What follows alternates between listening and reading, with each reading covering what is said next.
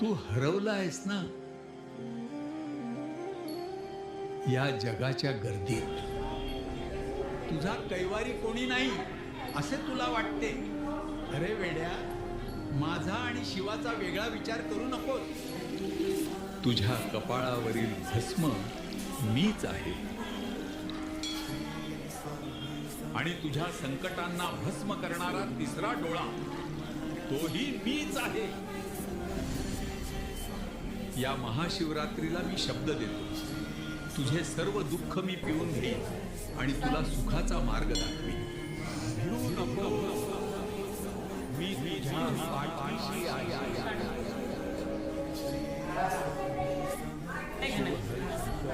Namami Shiv